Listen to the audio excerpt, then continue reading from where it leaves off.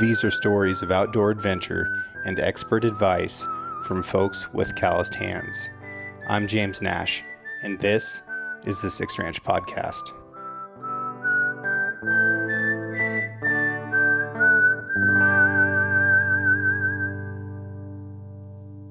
Today's episode is brought to you by Garmin.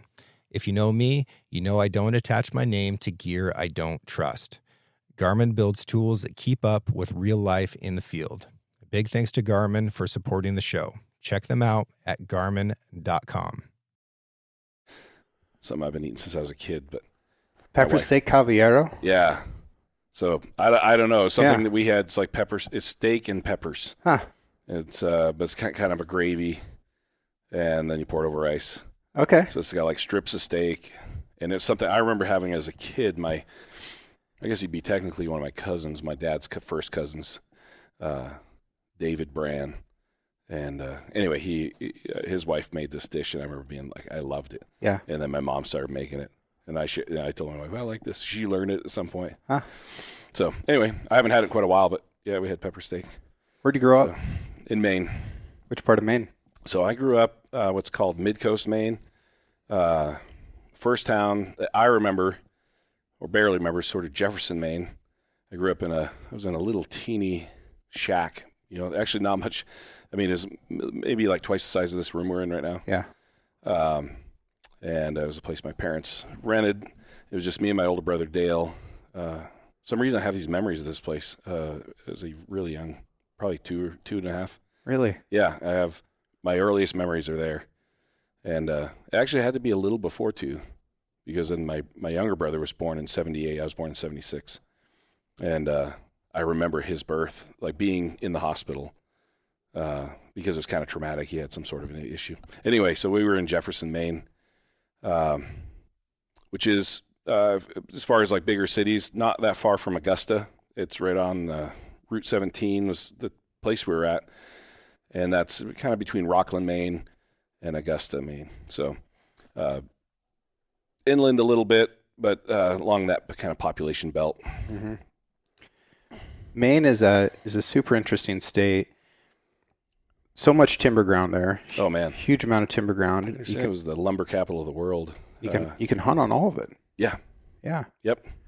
So in a lot of places in New England, you can hunt on private land without permission, which just blows people's minds out west. Yeah. Oh yeah. Like you can hang a tree stand on somebody's place without permission. Yeah. And they get in trouble if they take your tree stand down. Yep. Especially if there's sort of a history of it. There was definitely I grew up there was a lot of hunting going on in our family, and it was kind of like that. There wasn't a lot of if somebody you knew, you'd ask for permission, but if there's a deer out in the field, pull over, get off the road, and take the deer, you know? Okay. Yeah. I mean, it's just, maybe the guy would come along and be like, why are you shooting on my property? And, I think people could post their property and be like, we don't want any, and then there was different. I think that's the deal in New Hampshire is you can post it out, but then there's a tax consequence for it. I see. Yeah. I don't know if there was in Maine, but. And big deer. Yeah. So big whitetail. Big whitetail. Big moose. Borealis whitetail. Yep. Oh, there's different. They're subspecies. Yeah. And I mean, it gets complicated as soon as you start splitting up species because the whitetail population is contiguous throughout most of the United States. So you got to draw a line somewhere. But where I was hunting in Maine, they didn't care at all about antler size. They didn't talk about how many points it had. They didn't score anything. But they did drag their deer out of the woods whole, and they took them to town to weigh them, and everybody's name and their deer's weight was written on a board in the middle of town. Yeah. Yep, I remember that as well. I didn't actually do a lot of hunting in kind of my formative years. I mean, really my young years is most of my hunting. Because we had, my father was more of that was his time of solitude. So I remember hunting season started right after Halloween. So from the time we were pretty young, it was like he would go through our candy pile. It was going to be a snack for being out in the woods. Yeah. And he would be off on his own. We did a little bird hunting with him and stuff. But it was actually my grandmother on my mother's side that really kind of took us out shooting and hunting. We did some shooting around the house. I mean, that was just sort of, we lived out in kind of the sticks. By that time, we moved from Jefferson to Whitefield, Maine, and lived on the corner of the Hilton Road. And I remember the other road we were right beside. But it was a unique kind of area. My parents bought some land, put up a manufactured home. The two homes nearest to us were like late 1600s, capes. And but just still, just past our house, it went to dirt roads, and so just a really, and the family next to us was a logger with a very unfinished house, just curtains and fabric on the walls, and he was married to a Micmac Indian, and so the kids were half Indian, half white, and like redhead. So like one of them looks freckled redhead, and one of them literally, he was just like, I remember Kenny. They were just looked like he could have just walked out of a picture book of Indians. It was just a kid that was, and we had such a great time hanging with those kids. But hunting wise, with our grandmother, I mean, this may sound a little funny, but she grew up hunting as a necessity, and in a very poor family. And so, which Maine has a lot of. There's a tremendous amount of poverty. There's a lot of poverty, and particularly coming out of the Depression era. Yeah. And so she learned to be a crack shot, and so she was basically the sniper. You know? So hunting with my grandmother was laying in the grass, waiting for her nephews to push deer from the woods. Like they'd go in a stand, and then and like 50 yards apart, and push through until all these deer came jumping out into a field, at which point Grandma would take out like 6 with a .308. Wow. Yeah. And Grandma's a baddie. She was really great. So yeah, she just did the dirty work, got them down, and then everybody came out, and there's pictures of like 1950 Pontiacs with 7-8 deer laid all over the hoods, and it was pretty fun. But it was cold and kind of boring as a little kid, just be quiet. Yeah. Just laying in the snow waiting. Yep, waiting for the deer to come out. So, but everybody filled their tag, but it was all Grandma did the shot. Yeah, interesting. And she always got deer. Her nephew Albridge was they were always doing stuff together, and for a long time moose were not available to Maine hunters, and the first tags that came available went to older people. And when my grandma was 68 or 70. I'm trying. I think it might have been 78. Probably 68. She got a tag for moose, and I remember her telling us when they came back. Albridge took her up north, up past Millinocket, the Golden Road, and they ended up coming back. And she told me exactly how she picked it. She got a cow that she assumed was about 5 years old, about 800 pounds. She wanted like the perfect piece of meat. Yeah. So she didn't want some old raggedy thing with horns, and she just wanted to taste a good moose steak or roast. And it is amazing meat. That was our first, because it really wasn't around when I was a kid. So these were the first ones that were being harvested in my lifetime that I knew of. So other than the people who were unfortunate enough to hit one in Maine, there was sort of if you hit a deer, there was a list of people in line to get or moose to get that animal. There's a waiting list for roadkill. Roadkill. Yep. I'll be darned. Yeah. So you could be like, hey, next. So the guy who hit the thing, if he survived it, right? They got first choice. Okay. And then it went down the line. They start calling people. No All right, kidding. Here, we got a moose, and I think half of it's salvageable. And some guy come down. Yeah. So it was around. I'd hear about it, but I don't remember trying any until my grandma got one. Right. Huh. It was delicious. Yeah, it really is. It's so satisfying. Mm-hmm. Yeah. I don't think I've ever eaten any wild game that. I mean, satisfying is a word, because there's a flavor aspect of it. There's the way it makes you feel. Moose is fantastic. Good protein. Yeah, it's been a while now. So I mean, I've been really enjoying elk. Mm-hmm. So I haven't had moose in a long time, but I just remember at the time. I mean, any worry about gaminess, or there were occasionally, especially you said some people would often drag their deer out of the woods with the innards intact. Yeah. I'd never see that out here. So No, it blew my mind, the culture of that out there. I was like, don't y'all have knives? They want to have the weight. They wanted to have the weight. They wanted to have the weight. You know? And when I was a kid, they did count points, but it was both sides. Right. So like what we call a 5, they'd call a 10. Right. And so it was kind of, and they counted each side, so it might be an 11 point, you know. So it sounds like you grew up with an accent and you don't have one anymore. No, I don't. Yeah. Does it ever come back? When I'm home. Yeah. Yeah. So I have this theory that it has something to do if you're a musician or somebody with an ear. You just acclimate to where you're at. Yeah. And I talk to people. I'm a communicator. And so like I brought somebody from here back to Maine with me at one time to pick up like some stuff from home and bring it back to the county. And by the time we left, he's talking like a Maina. Yeah. You know, it's like, and he's also a singer. You know, he's a mechanic slash, you know, builder, but he also has a great voice. And Will Perry. Okay. And he'd gone back with me, and we went and hit all these spots. And by the time we're leaving, he's got this garbled up, you know, just accent coming out of there. So, and yeah, when I moved here, I came out in 99, and then met my wife or started dating, but drove back out a couple months later, worked at the Joseph Timber Mill, where the guys couldn't understand me. Every night, like, there'd be guys asking me, hey, can you say ka or lobster? Yeah. Or where do you buy stuff? At the market? You know, so. You can't get there from here. Yes, sir. So that's the stuff that hits, you know, all those phrases when we get back home. Yeah. Yes, sir, bud. Got a right stove, right? It's going to be up here, sir. So it's funny how you get, and I was working on the coast, so it was super thick when I came out.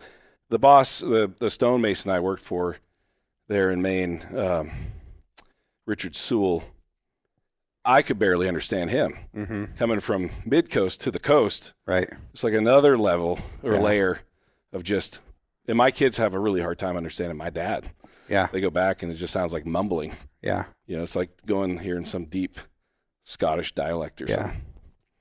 That's funny. When did music enter your life? It was always part of my life. Really? Yeah. How because so? my parents were musicians. Okay. And I say that like that's all they did. My dad was, we grew up, like I said, very rural. So he, as long as I could remember, he's been a mechanic. He's like a jack of all trades type guy, but always wrenching on things, working construction, particularly excavation, plowing snow, like anything. And anything that came up at the house, he just figured it out. Yeah. And you know, he would admit to things he didn't have like the mastery of, but he just always, it was like he just didn't call people unless you knew somebody from work who knew something more than you. Then that guy would come up. So they, from as early as I can remember, there was a family band. So it started out as Dave and the Country Boys, and that was my dad's cousin Dave, not the same Dave. Sorry, the first David I mentioned wasn't David Brann, it was David French, but he was a cousin. This is David Brann, my uncle, who was a military, and I forget all his stories, but he was a really interesting character. He used to do things like snare deer and things. You know, he was a really unique guy. Had a great voice. Yeah. Kind of like a Merle Haggard-esque thing. But he didn't stick with it very long. He had a lot of talent. And this was all, everybody worked 40, 60, 80 hours a week, and then would go out and play a dance hall or like an old, like the upper floor of a Grange hall, that kind of thing. There'd be like a potluck downstairs. They used to call them bottle clubs too, where they'd go play. It's basically a dance hall where everybody kind of brings their own beverages to get around the liquor laws and stuff. I'm not even sure how those places worked, but I just remember them going to these places, low-flung ceilings with like wagon wheel lights, and you know, and they'd play music on the Friday and Saturday night. Yeah. And they took it real serious. They'd practice every week. There was like a Down East Country Music Association thing that these bands, you know, they ended up. So the first band was the Dave and the Country Boys, and then that transitioned into Lincoln County Express. So, but they like I said, they just took it really seriously. So there's regular practices. They bought a van that they used for packing up the stuff. They played all over the state of Maine. And was it I mean, this sounds like some kind of folk music or something like that. What was the genre? It was country music. So they were playing, and it started very country, and then so you just think of like Willie Whalen and Cash type stuff. And then as the band kind of moved in popularity and the dance club stuff, I mean, people are going out to two-step and do all this stuff, but they were playing hits. Everything from Creedence was about as rocky as they got. Yeah.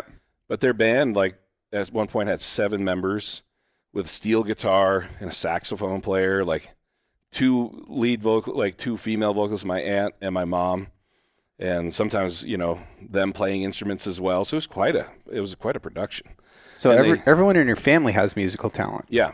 Did anybody get left out? No, everybody in my direct family could play. Yeah. And it's kind of unique because my dad... Same with your kids? All my kids can play, but none of them are, other than Meredith. So my oldest daughter kind of really went for it, but all of them can play and sing well. Yeah. Something. Yeah. Decently. I'd say they all learned piano when they were pretty young, and they've all kind of...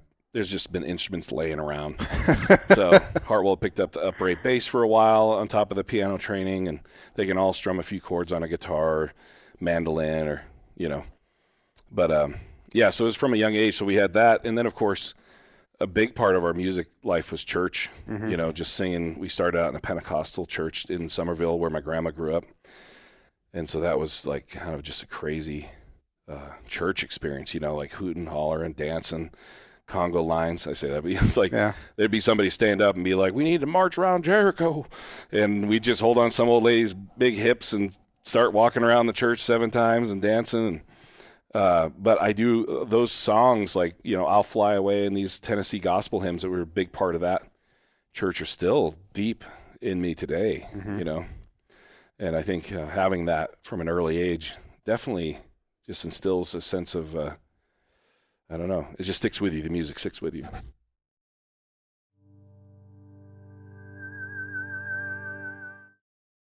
This episode of the 6 Wrench Podcast is brought to you by Garmin. I believe that the future of technology that is the most impactful to people will be wearable. The stuff that tells us how we're living and how we can improve and get us more information about how to interact with the world. And that is exactly what happens with my Garmin Tactics 8 watch. This thing monitors my health, my movement. It gives me information far beyond the time of day. I'm learning about moon phase. I'm learning about sunrise and sunset times, my current heart rate, the ability to look at advanced ballistic features to make accurate shots in the field. It even helps me with diving and lets me know how deep I've gone, how long I've been down, how long I've been on the surface. There are a huge number of features in every single one of these watches. There is something in there for everybody, regardless of what your sport or activity is, that will actually improve the way that you live your life. It'll let you know if you're getting sick before you ever feel it. I love this watch. It has changed the way that I live. It makes me more effective as a hunter and as an outdoorsman, and I think that you'll like it too. Check out Garmin.com to learn more about their watches and see if there's one that can improve the way you interact with your world. Paul Cawthon said a lot the same when he was on the show this summer that, he grew up with his granddad as a pastor and they would drive around and sing. Yeah. And, that's where he learned how to develop his voice was as a little kid singing gospel. Yeah. Yeah.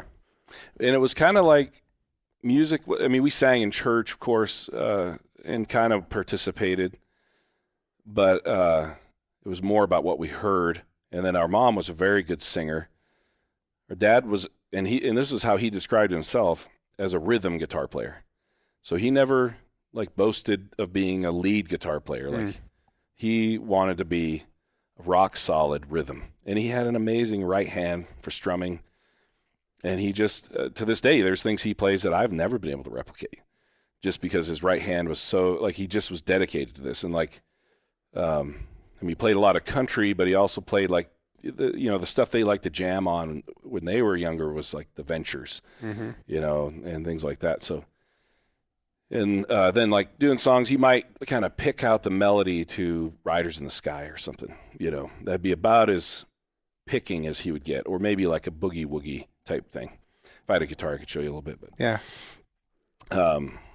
So those things it was interesting because, we like guitar, but right away you're kind of like, yeah, but I kind of like that flashy stuff too, Right. You know, picking some notes out and bending. And our Uncle Larry was the lead guitar player. He loved to play lead. And so it was a great mix. I mean, he had a beautiful acoustic guitar. Most of the time he played acoustic. He had a little Strat if it was needed. And so the only times we really saw them practice was either at practice or play their music was at practice, or they occasionally had these things like Country Sundays or hoedowns or something that the kids would go out to, and while they played their music, be something out in the field and just be a big party, or like pig roasts or something where somebody threw a birthday party and they got hired to show up. But I remember I had to be about 3 at this point, because I remember my brother Dale, who picked up the drums at a very early age. And so I think he was like 5 or 6. And there was a party up the road on the Hilton Road. It seemed like a long way away. The whole road's like 6 miles long. But I remember driving. And they were just playing a party in a garage. And at some point, Dale got called up to play Wipeout. And so, and he could do it at 5 or 6 years old, Really? Yeah. And so he did that. And man, people threw coins at him and stuff, and like $50 coins. And he came home with like this bucket of coins. And I remember thinking, okay, that's cool. I remember going through all these $50 with him. They were real silver, a lot of them, because this is, 1980 or something. Wow. So you're like, okay, this is more than just making noise. Yeah. I was like, okay, there's people throw these things at you, and you can go buy stuff. And, it was fun. It looked fun. Yeah. And everybody's like, screaming, So you're like, I'm gonna play music and get rich. Yeah, that's right. Yeah. Uh-huh. At least something in there, or you'll have a fun time and people will throw things at you. That sounded fun. Yeah. My age at that particular time. So I remember those. And that's like a strong memory, in that I can still picture the place. I could drive you to the spot. And anyway, it's kind of a funny thing how that works. And then later on, it wasn't until I think I tried playing guitar then by about 6, and then just didn't have the stick with it. And then at 12, I had a science fair, and I think it was how was the deal? I chose to do it on the electric guitar. I really wanted an electric. My dad's rule is you learn on acoustic, and then we'll see about the electric. So I really wanted an electric, so I did the science fair on the electric guitar. Mm-hmm. And I did pretty good at it. But in that, learned about like guys like Muddy Waters and these people that I hadn't really heard about as I'm just reading through, and the founder of Gibson and Les Paul, or Les Paul, the founder of Gibson. And anyway, so I did this thing, and by that point, it was the mid-'80s, we had moved in with my grandparents in Windsor. So I'd moved from Jefferson to Whitefield to Windsor, Maine, which is all just a few miles apart from each other, but seemed like forever. Mm-hmm. You leave all your friends behind, and anyway, so that was kind of the progression, and I really took it serious at that point. So I was 12, my younger brother Craig was 10, and at this point, our older brother he started playing with the band at 14. So he's 3 years older than me. So he was about 15 when I started playing the guitar. He had started over that year of playing with the band, picking up the guitar or the bass in between sets. So he was coming home and showing us licks. So we thought that was super cool, like these little runs on the guitar. And that was really what sparked the interest, like doing these little fun things on the guitar. And I remember in particular hearing one cousin who could play through like a 12-bar blues. And I remember just like, it went down into my spine. I'm like, and particularly when he got to the 5 chord. So if you're playing in the key of E, you have like, a 1-4-5 is kind of the basic structure of a lot of these songs. And so the 5 would be the B chord, or the B7 in particular. And it was just like, whoa, what is that?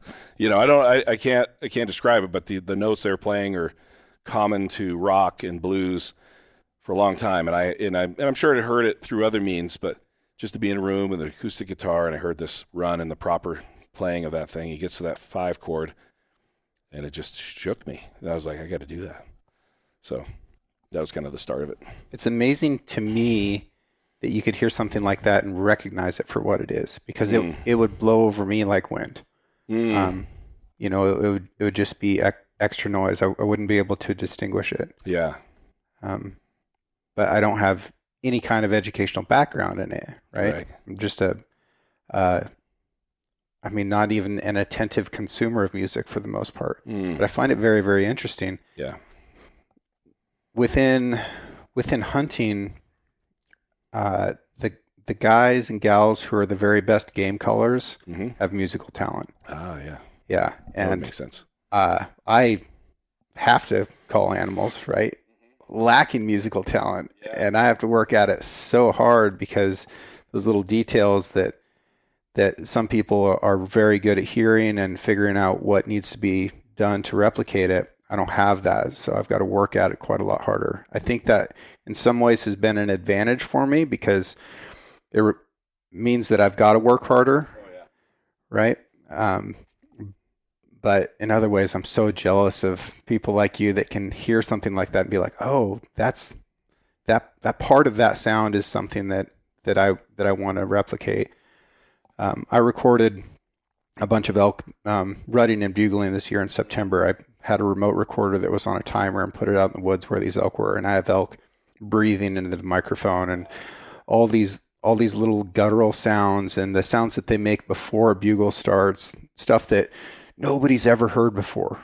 Nobody's ever heard before. Or if you've heard it, you wouldn't even know how to describe it. Certainly not recorded with this type of fidelity. And there are multiple tones and pitches that are occurring simultaneously in an elk bugle. And I do not think that it is physically possible to replicate that with an elk reed. I think you need multiple instruments playing simultaneously to be able to do it. Feels almost like if you had the right horns on like a bagpipe, you might be able to get it. I don't know. You know what I mean? Because this has got all these textured layers. Because you're right. Even at a distance, like camping out, when you can hear those guys going at it, and you can hear when they're close enough to where it's like this big sound that goes up these high pitches. Yeah. It's a remarkable sound. It's amazing. Yeah. And they have sound that's coming out of their nose and out of their mouth at the same time, which isn't fair because I can't do that. Yeah. They've got lungs the size of my body. Right. And, a huge diaphragm to be able to push on it. And it's just the machine that's making the sound is so different. Yeah. And I want it. I want to be able to make the correct elk sounds so badly. And I can with cows. Yeah. But with bulls, there's just layers to it that I can't quite get. Research this bagpipe idea. Because you think about it, bagpipe is like a giant lung. Yeah.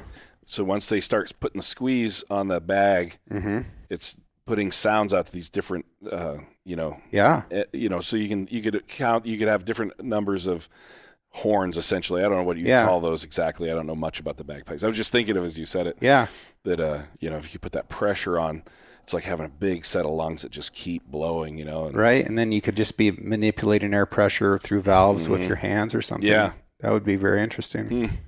Be a little bit awkward to pack around a bagpipe in the woods, but I'll do it. I've done dumber stuff. I'll try it. Yeah, figure it out. Something to call those guys in.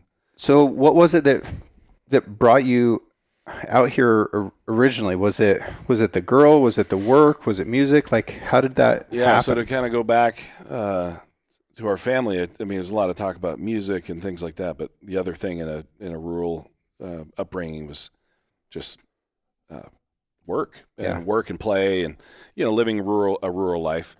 And so for our family, I feel like in a lot of ways, like there's no sense of like there was no skiing. There's like that was like a higher different group of people would be doing that kind of thing. There's a lot of that stuff in Maine.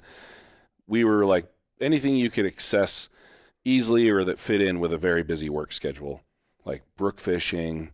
Like that's something you run down at night or early in the morning and do. We loved fishing at a little lake in Whitefield and Jefferson called Clary Lake. And I realized my family has been either on or near Clary Lake since the 1700s. And but it still has this, and Clary Lake is just a dammed up river or stream. Is Brann Irish? I think more German. Okay. So in 1773, that would make sense. The earliest member of my family I could find via, tracing down male ancestors was Richard Braun, Braun. Okay. And then I think it was the next census was like early 1800s after the Revolution, and it's Brann, and that's how my name is currently spelled. Yeah, you've got two of everything. Yeah, 2 R's, 2 L's, 2 N's. Yeah. So there's this kind of long history with that land. I never thought I'd leave Maine. I had acreage and stuff that I was planning to build on. Had been tearing down houses and storing pieces and parts, and that was my plan for a long time. But work was such a big part of it that for us, like the idea of like going on a hunting trip, that wouldn't happen. Mm-hmm. It was more had to fit in or make economic sense. So then when we moved in with my grandparents, they had a 16-acre parcel that had been slowly whittled down from the original 160. We're kind of right in the middle of Windsor, Maine, or Windsor, if you want to say it right. And there's a big fairgrounds a few miles away, and there was Huzzy's General Store, which had great hunting. They had everything. It was until like Walmart and these other stores came in, it was the biggest general store in Maine. So 3 floors, had a basement with like all the hardware. First floor's grocery store. Upstairs had hunting and wedding dresses. Nice. So their sign said cold beer, shotguns, wedding dresses. Still says it to this day. I love it. It was early on in that whole thing. So we were kind of close to the center of town. Could ride our bikes to schools a mile away. So we just kind of grew up in this area where there's plenty of work to do. I worked for neighboring farms. There was blueberry raking, which was a big thing. So like migrant working, basically. As kids, they'd send a blue bus to take an old school bus, paint it blue, and then go pick up kids. That was it. If they pulled over, you could just get on. Nobody asked you if your parents said you could go. I started at 9. Yeah. And you just went out to the fields and raked blueberries. They paid us 9 cents a pound. You could make money or make nothing. You could just use the blueberry bus to go out and be an idiot all day, get in fist fights. They didn't care. Yeah. But if you figured out, like even at 9, I figured out, I could make like $40 in a day if I worked really hard. That's a lot of blueberries. It was a lot of work too. Yeah. But it was when you did it and you got that paycheck and you're like, oh wow, that was a lot of work, but it was worth it. It depended how hot it was if you felt it was worth it, 'cause especially if some guy was leaving to go because some people drove in, and if a car was leaving and going to swimming or something, you're off the rope swing. Yeah. Off we'd go. But like I said, it was that time period where nobody was really watching us. I mean, from 9, I just rode a bike to my cousin's house 6 miles away, and I was basically there for the summer. I'd be home back and forth, but I mean, there was just no. I'm trying to do this math here. You're raking like 400 something pounds of blueberries in a day? Yeah. That is amazing. There were guys there that were making. This was in the 80s when like a good paying job. If you were working construction, you're making $5 an hour. And there were guys there that would bring in a couple $100 a day. Wow. That were these guys that they would take off from their regular job to rake blueberries. Wow. But have you ever seen a Maine blueberry field? No. It's nothing like the berries are about the size of a huckleberry here. So not these big berries from the West Coast. Okay. But they keep them maintained, like burned down, so you only do them every other year. Mm-hmm. But in the right conditions and when they're treated right, it looks like a carpet of blue. And then you have these rakes. It's hard to describe, but I've seen like these, I don't know what you call them, like the Alaskan berry rakes or whatever. Yeah. They're like this. They're like the size of your hand. Yeah. With like some tongs. These things, some people weld them together and be like 3 or 4 feet across. So the beginning one started at about like 16 inches across, and then they had like tines that were similar to like a darning needle or something, but just a needle comes to a sharp point, and you rake it through the leaves, and there's kind of a bucket at the back. Yep. So you have a handle in the middle, and you're basically bent over all day, like one arm on a knee, and the other, just raking these berries off the ground with 5-gallon plastic buckets behind you, and you dump those in there. And they were so like that was one job, and so rakers got that 9 cents a pound. That was for this 3 or 4 years that I did it through my youth. I never saw it go up. We were always like, maybe it'll get up to 11 cents, But as I got older, I was making, could make $100 a day at that. So, that's amazing. Yeah. That's a huge amount of work. Yeah, it was a lot of work. Yeah. But it was like you focused on that, and you could just, And before that, we had 3 hay seasons. So we would do first cutting, second cutting, third cutting. No irrigation. Of course, it's Maine. Yeah. Everything just grew and grew and grew. So it's a wet place. Yeah, it's a lot of moisture, a lot of humidity. We'd put in my dad also had huge gardens. I mean, he worked 60 hours minimum in the summer per week. Yeah. And then he had these gigantic gardens that we, as kids also, that was another job, weeding these 50 by 250 foot. Like he had 3 almost every year by about that size. I remember seeing like swamps on hillsides. Oh, yeah. And it just blew my mind. Like, how does water work differently here? Yeah, well, it's just all wet. Yeah. It's just a marsh. That's why there's so many mosquitoes. Uh-huh. I mean, there's a lot of lowland water, a lot of still water. But it made it so there's a swimming hole everywhere. Yeah, sure. You could beaver dams everywhere. Yep. Yeah. I loved playing in beaver dams. And, that's the thing. You're just crawling through the woods and crawling into those things and seeing what they're made of and going four-wheeling, getting buried in the mud. Our life is – we probably get off track, but part of that life of growing up, I was telling my kids, they get a lot of stories from this period when we were living in Whitefield, because it was like a kid's dream is to grow up a redneck, I think. Mm-hmm.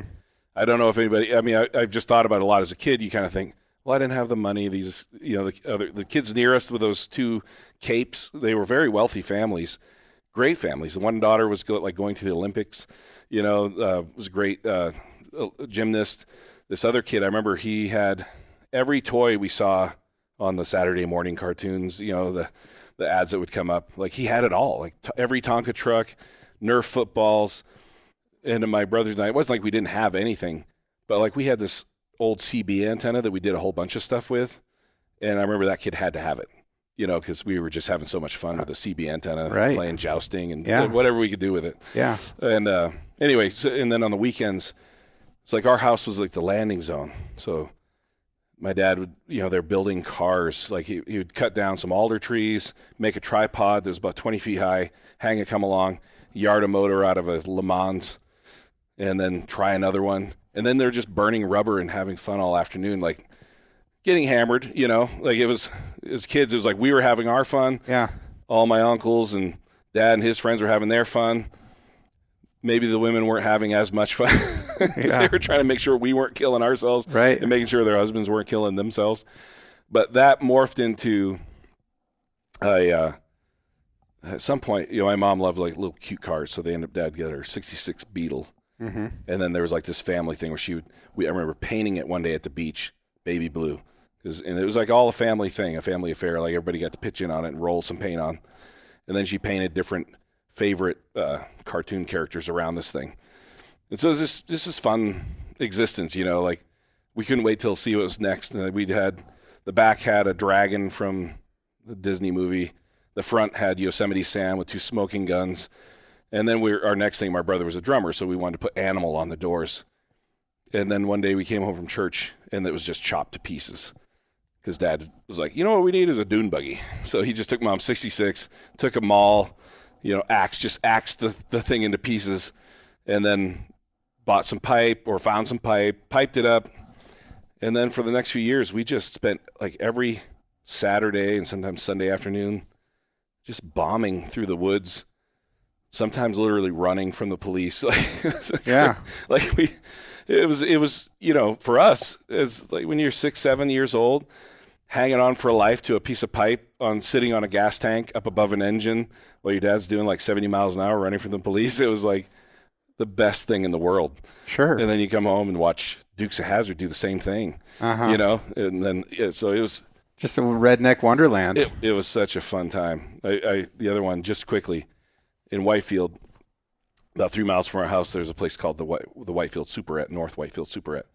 They have sandwiches and gas and all that. Again, early memory there was this gigantic party going on in the middle of this, kind of the center of Whitefield. Mm-hmm. And it was an outhouse burning party where everybody robbed their neighbor's outhouse. It was time to change out because it was just rotten or something. Drug it to town, lit it on fire. Everybody's having this crazy, I remember somebody ran gasoline across the road. We were in a Le Mans, And I remember just Dad lighting the tires up, and we burn rubber through the fire. Like, can you imagine as a kid? Like, what could get better than that? Except I thought we were going to die for a minute, but then when we didn't, I was like, that is the coolest. So that was kind of those. It was a lot of fun, but a lot of danger. I mean, we survived it all. But you survived, yeah. Yeah. And this is. I'm so glad that you described all that. Is that's Maine? Yeah. Yeah. Oh yeah. Pit parties, bud. You know. Yeah. I pulled a number of friends. Now on the one side of it, there was a lot of drinking, and I didn't like that because it brought out other things in the family that weren't as pleasant. You know. Sure. And there was that sense of like, Mom was, no matter what happened through the weekend, how late they were up Friday and Saturday night, Mom would be in church on Sunday morning. And she would be singing and leading, and we would be there with her, and we'd get to drive the car on the dirt road to church, so that we all get to take turns doing that. So that was always kind of the fun part, get us into that. And but I remember just feeling like I like all this except that part, because there's an element to that just is out of control and violent and not fun to be around, right? Yeah. And it can be fun up to a point, and then there's a switch where you're like, I don't like that. Yeah. So I kind of vowed as a kid never to drink, never smoked a cigarette. So I was like one of those kids who went through high school. Everybody I knew was partying. Everybody was smoking weed. Everybody was smoking cigarettes. Everybody was. I did struggle with the hot rod cars and burning rubber and being a bit dangerous there, but never with alcohol. So I was always a designated driver for all my friends and stuff. But yeah, I'm a big fan of not drinking and driving. Big time, yeah. I strongly encourage everyone to not drink and drive. Yeah, yeah, yeah. So I'd show up at these pit parties and things and be like, hey, get in my car, I'll get you guys home. Yeah, cool. Good for you. Yeah, and I lost enough friends as it was. I mean, you probably know. I mean, that era, there was a lot of accidents, and we lost some close friends to sometimes not even drunk, but they just, playing chicken or whatever. People just do stupid things, especially young people. So I still need to know how all that got you out here. Okay. Yeah. Across the country. Yeah. It has to do with work. I went to school in China, Maine, South China, Maine. Was headed for kind of did music, had a great experience there. But my thing in school, no sports, but it was like shop and music. And we had a great band director. And I remember also, which is still a fitting description of you today, is shop and music. Yeah. It's kind of a similar thing. I had interests and I stayed with those interests, and I loved driving. So when I had the car, I remember, once I started driving, and I'd read in high school, one teacher thought I would like On the Road with Jack Kerouac. So I remember reading that at like 17 or 18. And it stayed in me, like kind of like, oh man, it'd be fun to drive across country someday. But I got out of school and went straight to the work site, and my first big job out of high school was working for a excavation outfit in Augusta, Maine. And the actual office was in Sydney, kind of on the banks of the Kennebec River. So Sydney is kind of an area between Augusta and Waterville, if you know Maine much at all. So kind of right along, like I said, the banks of the Kennebec. I worked for them about a month, and it was just long, long days. But we were on this kind of a commercial job site where I was just running a heavy roller day in, day out. Like I had dreams about it, And one day we were waiting for the compaction, the folks to come to test compaction daily. So it was a legit job site. All the equipment on the job site was like rented, perfect condition. One day, one of the owners of the company came and said, "Hey, they're going to be a little later today. I don't want you guys, just wasting my money. So go back to the shop, grab the old loader, and go clean up some tree limbs or whatever." So we were heading back, and we were trying to cut up stuff around the shop. The saw was in bad shape, couldn't find files. So we were like, well, let's just go around and pick up the loose debris we can get. So we jump in the loader, start heading down. There was a guy riding on the ladder, And I remember him yelling up to me in the cab, hey, we're going a little too fast, because I had it kind of it was an old Trojan with a Detroit, how those Detroits really hum. And so I was like, well, I'll just back off. I'd been haying and then driving trucks from a young age, and you just put it in a low gear and idle, and the back pressure takes you down. So that was kind of what I thought would happen. And the thing just started to freewheel. And so I ended up... did you miss a gear? Did it not have compression? Or? Well, it's a diesel, so there is no back pressure technically. It's a 2-stroke motor. Okay. So they just start to roll unless you have compression brake. Compression brakes an aftermarket thing to force air into a diesel engine, right? Mm-hmm. So you didn't have any of that on there. In fact, on those diggers, I learned soon after, I learned it right that moment, that they are, as a safety feature, like when you would dig into a wall, a lot of guys got killed because if your transmission just locked, then the wall might come down and crush the guy in the machine. Right. So it's kind of a safety feature. If you took your foot off the pedal, it would kind of push the machine away. Mm-hmm. So it kind of freewheeled out of it. That was the way it was explained to me. So when it lowered on its RPM, it just, it happened so fast. I just remember I went from coming down the hill at like 2 miles an hour to if the thing is bouncing tire to tire, just flying down toward the Kennebec River. And anyway, I ended up launching this thing off the side of a gravel pit toward the Kennebec River, ended up out in the woods. Kind of just, it was a tremendous crash. Did you ride it out? I did ride it out. But when I landed, I can go with the big takeaways. I was busted up pretty bad. And the guys came and dug me out. I was like in the cab. The cab had worked as kind of like a digger as it's going upside down the roof. It's broke the windows out. It's filling up with dirt. I'm inside all that. And I get out. I've got a broken arm, broken shoulder, blood everywhere. And so I ended up being fine. I had to have shoulder surgery. But I remember thinking, I need to see a little more of the world than, just the job site. Before you die in a gravel pit? Yeah. Because I don't know how, if you've had this experience, but I remember people talking about, or you'd hear in movies, your life flash before your eyes. Like when that thing was, because I was rotating through the air like a football. Mm-hmm. I'd hit a tree at about 15 feet above the ground, and then just started to roll through the air, spiraling.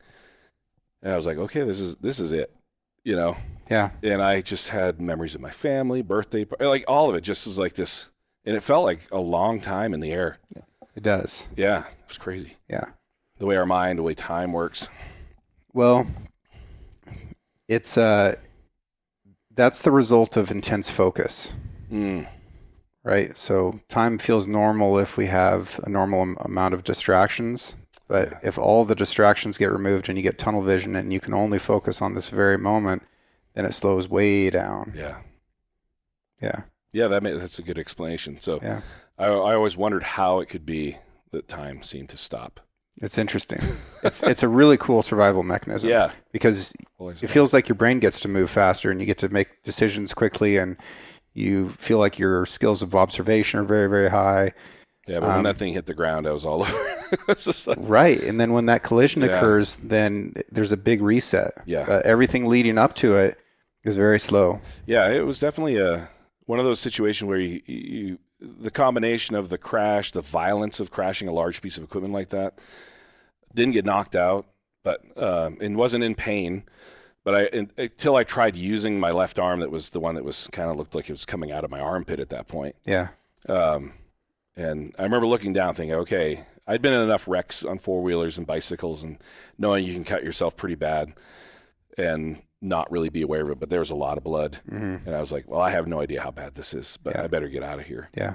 And at the position the machine was in, sort of like it was already down a hill, and then it ended up with like the engine and the fuel tank and then the antifreeze kind of draining in on me. So I had this hot antifreeze. Thankfully, I hadn't been running it that long, or else I probably would be severely burned as well. But I remember it being hot. And then this diesel fuel. It took a long time before I could smell diesel fuel and not have a sense of like, where are the brakes? Where are the brakes? It's just that, I guess it could be akin to PTSD. Yeah, that's exactly what it is. Yeah. Yeah. The most common cause of PTSD in America is car wrecks. Oh, yeah, I bet. It's the same thing. Yep. Yeah. Yeah, you're just like, I got out of control. I nearly died. So anyway, came out of that healing up. And I remember over the winter, so this was like fall, and they missed that my arm was broken for like a month because it broke the ball of my shoulder, so it was a really awkward break. The ball had sheared in half. Yep. And so when I came in, they assumed a dislocation. The arm fit back together, so the two pieces had come in. They took me through x-ray, and they're like, you got a crack in your shoulder. You come in a month for, rehab.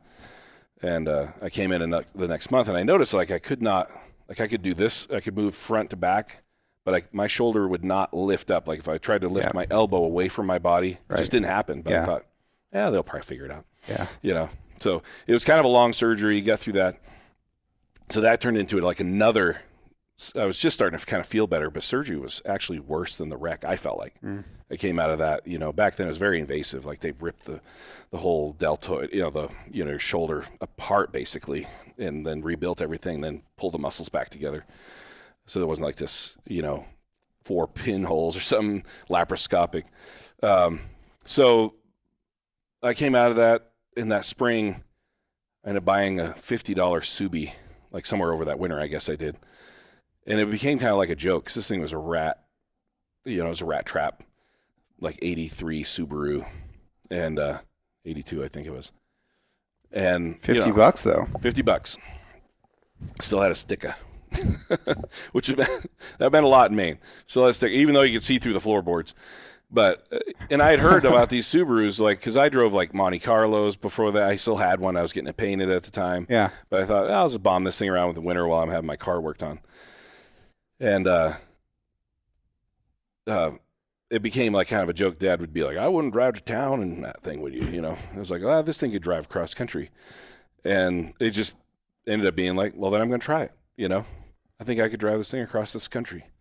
So I had never been beyond, I went to a class trip or something to Boston once. Yeah. That was as far as, I'd never been on a plane. I'd never been anywhere outside of Maine other than New Hampshire. And how old are you at this point? 18 going on 19. Yeah. I was 18 when I took the trip. So I graduated the year before, just first year out of high school, had this wreck, trying to heal up. And just before, so at this point, I've been offered a job at my dad's place of work. But before that started, I'm like, I'm going to go take this thing. And my buddy Ben from who'd gone to school with me, we were kind of brainstorming this thing. And he's like, let's go to one of the 7 wonders of the world. Let's do the Grand Canyon. So I was like, good idea. Let's do it. Yeah. 9 days, like $150 in fuel. And we just drove out, pulled over, looked at the Grand Canyon, and drove home. That was the beginning of it. But we did love the whole thing. It was like the experience just kind of broke that sense of like, oh, I can do that. Like I can just get in a car and go anywhere I want. Or I can go hike anywhere I want. And at that time, I was starting to hike mountains and things. This was not something, like you didn't go walking for recreation in my family. Right. It was like you walked because you had to go over here to pick something up for your job or had to make money or you had to do something. So there's no sense of like there was like definitely liked camp and things like that when we could. But my dad would like bring the camper to the campground and then go to work. Mm-hmm. And so like for 2 weeks, he just slept at a camper and never took a week off, you know? Yeah. So that sense of like you go on vacation or something was never occurred to us as kids. So this idea of like taking off and going and spending money on gas. Yeah, on the road. And just looking around. Yeah, I was like, you're crazy. And I remember my dad was like, you crazy boy, something's going to happen out there. It's dangerous, And it was a big world out there, pulling over in big cities. The first time driving through, I'd only ever been in Maine. And, the biggest city I'd been in is Portland, Maine in a car, driving. And so I remember when I popped out into like Philly, because I went around New York City, I thought, I'm not even going there.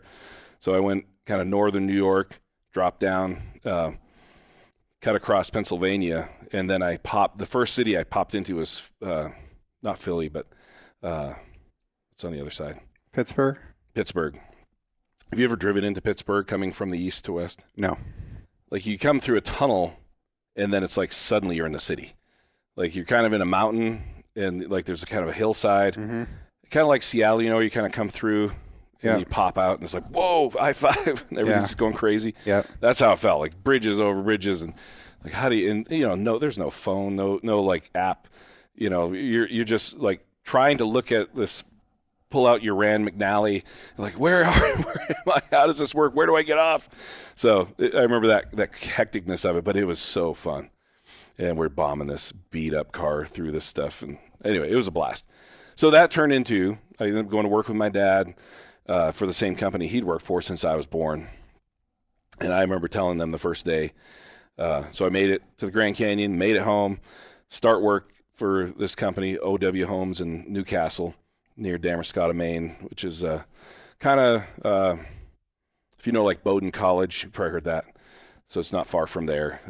That's kind of that area between Brunswick and Camden. It's kind of this little mid area. A lot of family, like our coastal experience is all there because that's where Dad worked. And so we'd go down to Pemaquid Point and all these areas, New Haba, all that. Mm-hmm. And so I just started working construction, and then it was kind of like I couldn't wait and I would hike a lot in the summers. Every time I could get a chance, I was like hiking up to Bigelow Peak or try to climb Katahdin or something. It was just, I just had that became my own passion. I loved reading National Geographic and these other things that just drew me into the outdoors. And so anyway, that was kind of how that all got started. So that led to this thing of, okay, I'm going to work. And in the Maine excavation business, you're going to be laid off unless you're plowing snow or something. And I wasn't at that. I was the low man on the pole. So they might make it to Christmas for work, maybe pass a little bit, but it's usually too cold to dig by then. So you're going to be laid off from like December to April, maybe May, depending on how things thaw out. Mm-hmm. So I would just have money saved. I never went on unemployment or anything. I just saved my money. And I had my own place at that point, just a trailer I'd bought for a few $1,000 and then parked it on a lot. And so just kind of was living my own life and enjoying waiting for that next adventure, And so I kept doing that, buying like cheap cars, and they would, they didn't make it to the next year usually because I'd, trash them out or whatever. But I was doing a lot of mechanicking on the side and playing in bands. So I was kind of following that pattern of my folks, playing music on the weekends. And back then, making $5-6 an hour running an excavator. And so my paycheck, we worked 45 hours a week at the shop where I worked at. And then Friday and Saturday night, play gigs with Eddie and the Skidders was the name of the band, Eddie and the Skidders, And we'd play this little place called the Samoset, which there's a Samoset in Rockland. It's like a big fancy place, but it was a little bar right down in New Haba. So we played that place like every week. Felt like, we played gigs all around, played weddings, and I would make $200-300 cash on the weekend, which is more than my paycheck. I think my paycheck at the time was like $250, $240, and I could make, if we had a wedding, that would be $200 per man right there. So I remember thinking, this works. This, this music thing pays me as much in 2 nights as all week of working. I know this story ends with you in Oregon. Yeah, it does. Okay, I'm getting there. Okay, sorry, just getting through. So that carries on through that whole thing, and then. Yeah, because it continues because I do that from 95, 96, 97, 98. I'm doing these road trips. And then in the spring of 98 was the first time. And in the middle of this, I switched to doing, I became an apprentice to a stonemason. Mm-hmm. And then I decide I wanted to do a longer hike, and I wanted to do it in the Northeast. So I worked it out with my boss to take some time off, and I'd never done that before. Like, this thing's expanding, and I want to take some time to travel. So I hiked the Appalachian Trail, or part of it, not the whole thing. I take 2 weeks off work, and I hike Vermont, the Vermont section. So I get dropped off at the border of Vermont and Massachusetts, and I hike to Dartmouth College. And and on that trip, I met a young man from Pennsylvania. And he was hiking the entire trail. He was about 1,700 miles into his trek. And we just hit it off. And in that time, I was one of the reasons I wanted to hike and just get away and I had a dog and stuff, and I just kind of wanted to be in the woods, was I was drawing, my faith had returned. I'd kind of left my faith, in a sense, behind for my kind of teen years, and I had my early 20s, and I just found that whatever foundation I thought I had, it wasn't working, and I thought I could, and whatever I thought I would find through reading, astrophysics books or anything that I thought had like a foundation, I didn't feel like a real foundation. It felt like it just led me to more questions about just our existence. Like, how do we get here? Why am I here? How did I get here? And that's a great time in your life for an existential crisis, right? Yeah. And so I had that, and I was digging back into the faith that I was raised in and finding that it had a basis that it wasn't like I just need something, so I'll just go back to this. I did explore enough philosophy and things to where I felt like, and this answers things the way I would like them to be answered, and still mystery, and still, there's mystical things about just our existence to me. And I think part of it is like that there is like almost magic to it, that I can't explain. So yeah, all roads lead to, we don't know how to answer that one. Yeah. So, there's all this mystery. But I think for me, it was when I did come back and was actually reading like the Bible again for the first time, was when Christ said, before Abraham was, I am. And I remember that one phrase was like, it took for me that concept of he put himself outside of time. So it wasn't like he was a created being. And then, the technical language of begotten and not created, those elements, it's like, to me, if you're going to believe in a God, he'd better be the thing that is, if nothing else is. Mm-hmm. It's either that or you're just believing in matter. So I was like, I just, at that point, I'm like, I have more faith in this than that. Mm-hmm. And that's where I landed, and you could say, well, that's how you're raised and that's, what you're going to come to. But it was just sort of I had to decide which one if you distill it to that very thing, there's a God who spoke, or there's just stuff that was here somehow. It's just like, well, I'm going this way. Yeah.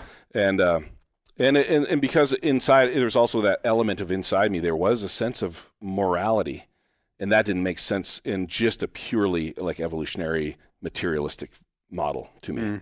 And I know people have reasons to why that would be, and I don't discredit that, but anyway, all that leads to me wanting to hike. So I'm hiking, and I meet this guy. His name's Matt Barley, and he's from Lancaster, Pennsylvania. And he is a young man who's also kind of on a faith journey. And we just hit it off. And we have this great friendship and walk together.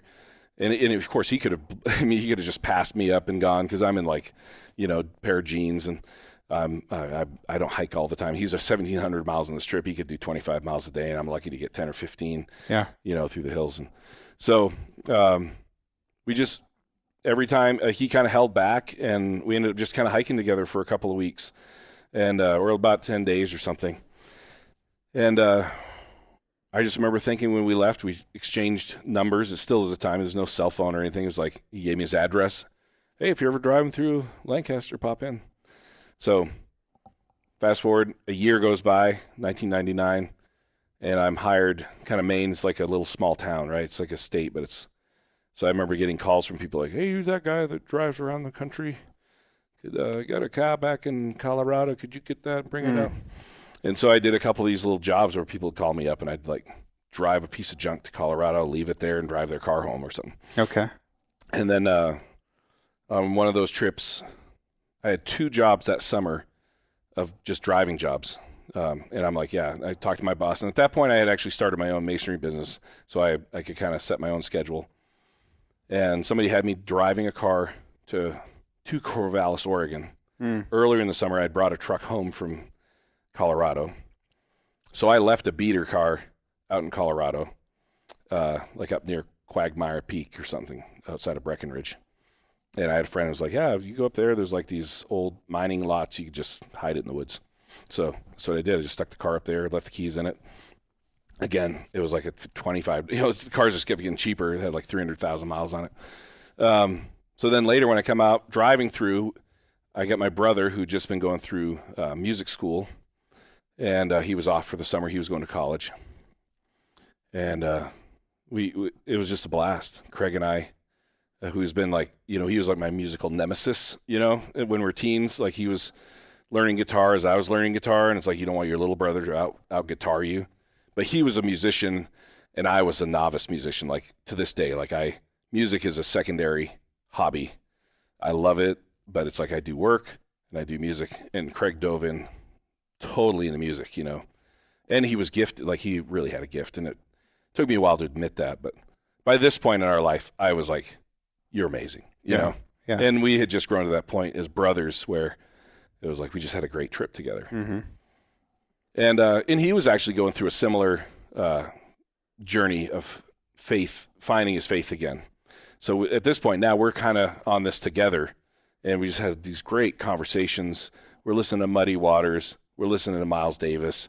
We're like, the trip was just filled with this, and then like lectures. Like we're listening to any lecture we could find on metaphysics and faith and anything else we could find, philosophy. It was just a great trip. So we ended up dropping this car in Corvallis, and the guy who we dropped it for was from Maine, but moving back to Corvallis to be a forestry professor. And I remember asking him, like, at this point, I'd driven around the West, been to like all the major national parks, hiked many, many of the mountains, and all the famous places, Yosemite, the Grand Canyon, Glacier. And I was just like, hey, is there something I should see in Oregon that you would suggest that I haven't, And I'd been to Olympic National Park, all these things. And he was like, I would, little place not many people know about is Hell's Canyon. He said, I'd suggest driving through there on your way back. So that's what we did. So we went up to Seattle, met some friends, played like some open night blues nights, just had a blast. There's a lot more to that story. But on the way back, left Seattle, drove through Yakima, took Highway 12, I think, all the way back, and drove 12 all the way into Lewiston, Idaho, and then came down 129, and then Highway 3, and dropped into the valley. And I do remember the first time just kind of peeking out at the Wallowa Valley and being like, wow, this is a cool space. And I remember like kind of just check mark in my head, I'd like to come back here. Mm-hmm. And basically drove through town, went down through Naha, drove to the overlook that's out on the, on the, yeah. What's the road Hat Point? Well, I didn't go to Hat Point. It was the middle of the night. They said, you just went. We did stop down, at the you just tavern. went down towards Cow Creek. Yeah. Actually, no. This was the actual. So they sent us upriver to connect with the, the road that takes you to halfway. Yeah. Anyway, so we ended up driving out there, getting there at like midnight. Mm-hmm. But when we stopped at the tavern, they're like, yeah, you don't want to go this road at night. Yeah. You don't want to go, head out to Hat Point now. Yeah. Which I'm glad, because I probably wouldn't be here, because we were driving crazy. And it was like late at night, we're trying to drift the car through the dirt roads. Yeah, not the place to do it. Yeah. The Naha Road is bad enough, the river road. But anyway, so we wake up, eat some porridge, look out at Hell's Canyon, like, oh, cool. It's not nearly as dramatic at that lookout, the overlook. Mm-hmm. And then headed back to Maine. But on that ride back, I was like, I want to visit my buddy Matt in Lancaster. So I get there, and we go camping with him for the night. Gets up in the morning. He wants to. He's like, hey, I got to get going. I got to work for my gramps this morning. We're doing tobacco. We're harvesting tobacco today, so I got to do that. And we're like, we're in. We don't have to pay us. We'll come harvest tobacco. So that's what we did. We were harvesting tobacco, and then what we had was they were. I remember at the farm, his grandpa's name was Stadge. It was a great name, and Stadge Barley. And, that is a great name. Yeah, and he's showing us how to, you go through like basically like a it's not quite a hatchet or not even quite a, basically just a big knife. We're chopping them, laying them down all the right direction. Then you spear them through with a lathe, like it looks like a lathe from a house. You kind of whittle the end down to a point, and you put like 5 or 6 of these leaves, and then drape them the proper way on the back of the bed of the tractor. And then you climb up into the rafters of their barns, and so guys are all up through the rafters, and you're starting at the top and hanging them in rows so they can start to dry out. Yep. And while we're doing that, they were all the women of the house were having like a big celebration on the porch, like a tea party, which is just the funniest thing to me because I'm driving this rag. Again, this car is probably the worst car I've ever taken. It's just falling apart. The fenders are flared out. Like I wasn't sure if it'd make it home at all. And then there's these, we're all like in shorts covered with mud from hanging these leaves all over us in the dirt. And they're like, oh, you should come talk to these ladies. I'm like, these are not people I can associate with. Like they will not want to talk to a bunch of hippie looking. I had a beard down to my chest and shaved head. And, we were just stink, hair cut off shorts. And anyway, I get introduced and, this one lady keeps asking me questions about our trip and where we've been. And I, at some point, mentioned Joseph. And she's like, oh, I'm from Joseph. Or when I said Joseph, she's like, you didn't drive through Joseph, Oregon. I was like, I did. And she's like, well, I'm from Joseph, and you don't drive through it. Right. And I was like, well, we went here and then to the tavern and then down here to a lookout. And then we came out over the Brownlee Dam. And she was like, oh, okay. Yeah. You drove through. Yeah. And so the questions from there, what do you do? Like, what's your story? Why are you guys here?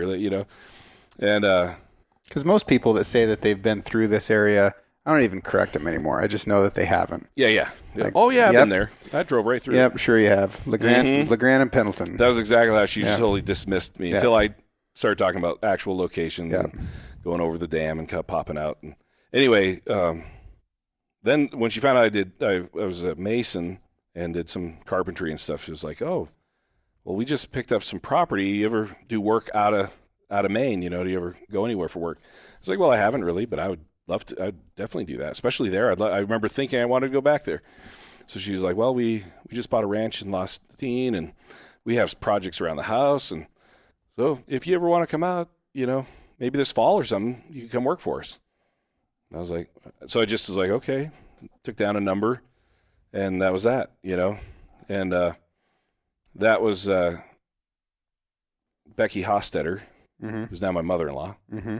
So she put out the invite, and then I went back to Maine. About a month later, like September, I started working out my fall plan for work. And I thought, I'm going to just put in a call to these guys. So I call, and she's like, oh, yeah, I remember. So why don't you talk to my husband, Ron, and we'll see if he's, want to do this. We talk, and he's like, yeah, I could definitely use some help out here. And if you want to come out for like a month or something in like November, I was like, that'd be great. So I arranged my schedule on chimneys to be done because I had stuff that was coming up, and I was like, so you're building chimneys out of rocks? Well, at this point, I was mainly doing brick, but I had done a lot of rock. And so when I came out of it, the most readily available work was I was like the cheap chimney guy. I'm throwing up chimneys and barns and garages, and all my uncles and cousins, and everybody's like, oh. So I was putting up a lot. But I did some nice brick stuff, some fireplaces. But I had some jobs coming up, and I had to decide if I was going to do those or not, or find out if these people in Oregon wanted me to work for them. Mm-hmm. So it worked out. I came out. And it was just the experience of coming here in the fall. And it was like like an Indian summer, November. Mm-hmm.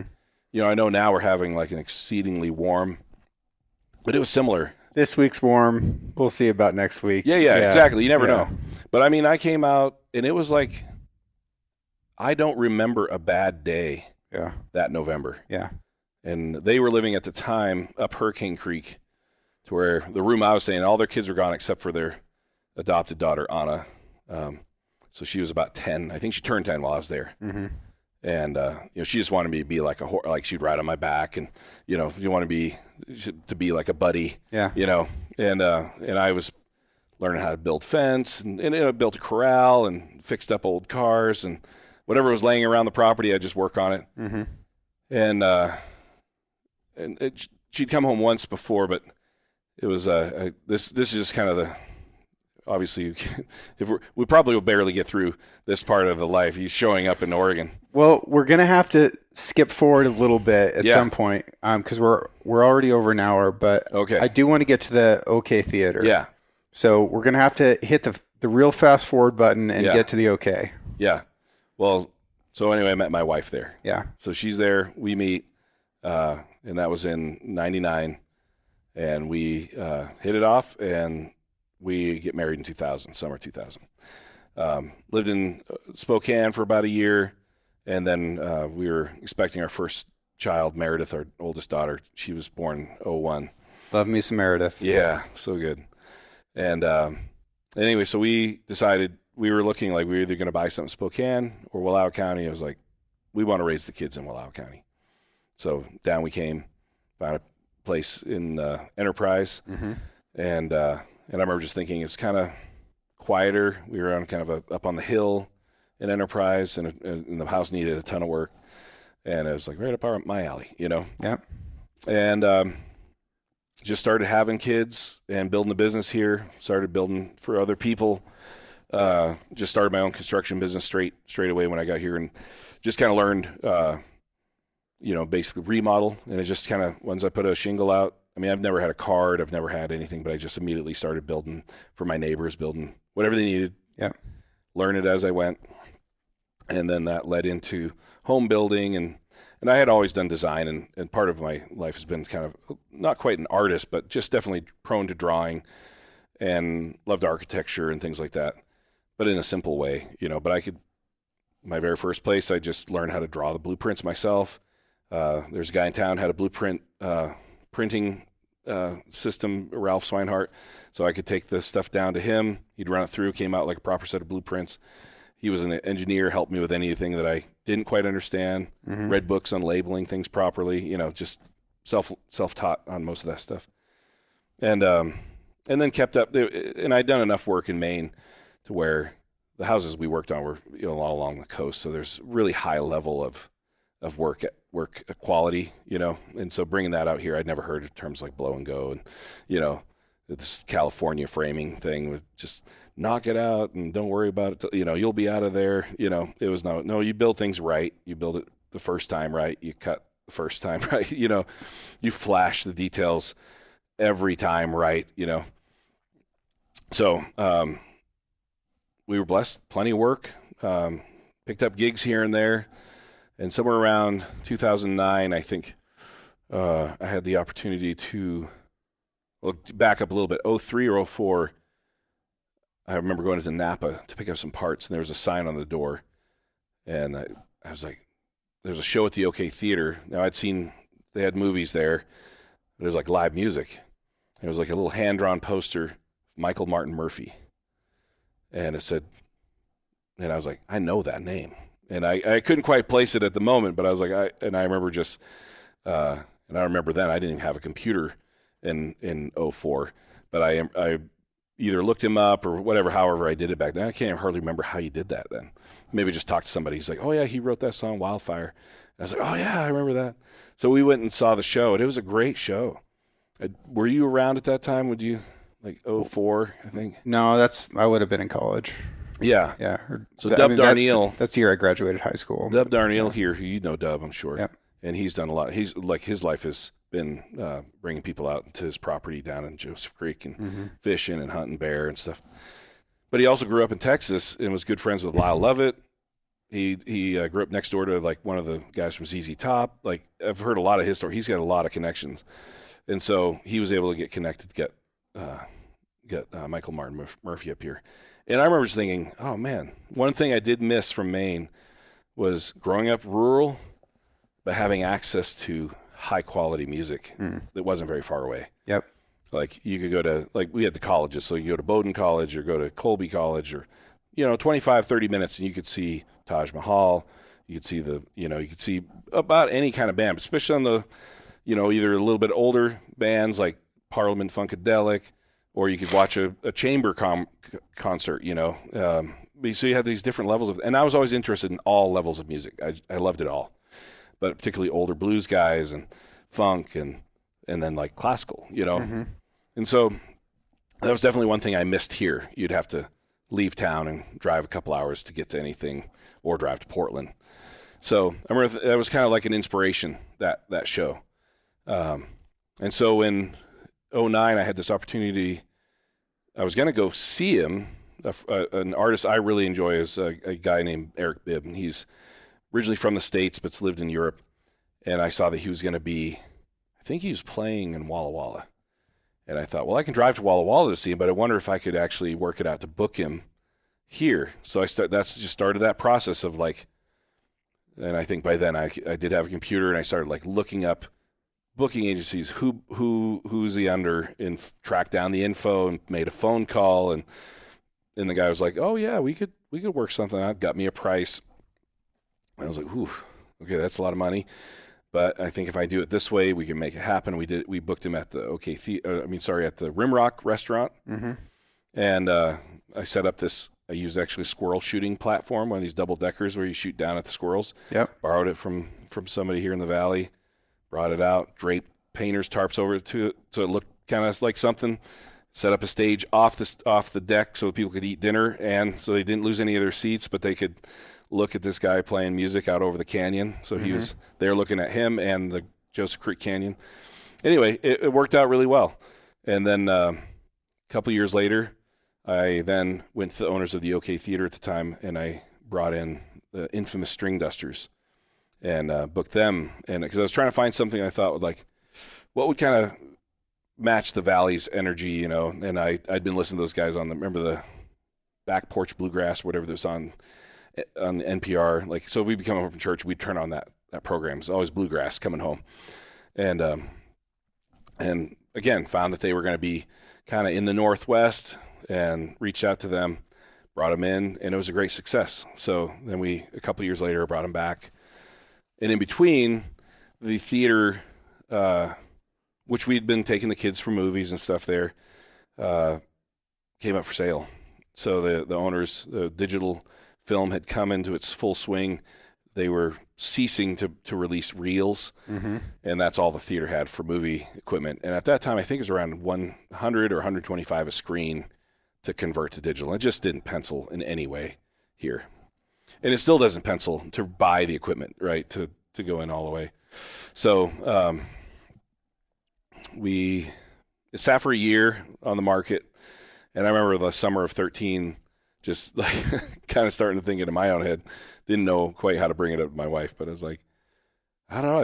I think we should try to buy the theater and put live music in there, to do something with it. Because in that interim, the bowling alley was shut down, and I'm glad that Joseph Hardware has a great place to be, but that was all the birthday parties were in there, and it just felt like with the loss of that, and then the loss of the theater, it just felt a little bit like our whole valley was just dying a slow death. Yeah, the infrastructure for youth stuff was being lost. Or even just community stuff. What's the history of the theater? So the history of the OK Theater was being built in 1918, set to be open in the winter of fall winter of 1918, and then was delayed due to the Spanish flu. So it's kind of an interesting thing as we're coming up around to its centennial, which is in 2019. So I kind of moved the centennial. I have a couple, you'll see something says, founded in 1918, because I kind of like that date because that's the year my grandfather Hartwell was born. And, but anyway, but we celebrated the centennial. When we bought it, we were closing on it at the end of 13.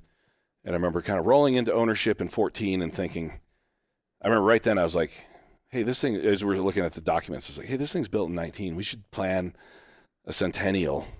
And that might be this thing needs to be brought back to life. And that was kind of my, I don't know, this whole concept of bringing something back to the county, I remember thinking that maybe we could have something like what I had in Maine, where you can go live this rural life and have bring the talent to us, and then maybe it'd be a good driver for the economy, in some way.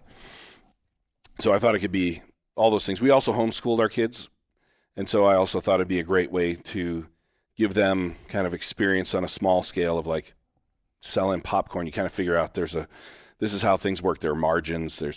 Here you sell this popcorn, you make a little money on that, you buy more popcorn, you sell some more popcorn, and you make tips, and this is just sort of a small economic lesson as well. Plus, they're kind of forced into just communicating with people. So anybody, if there's any concern about them not having a being socialized, so to speak.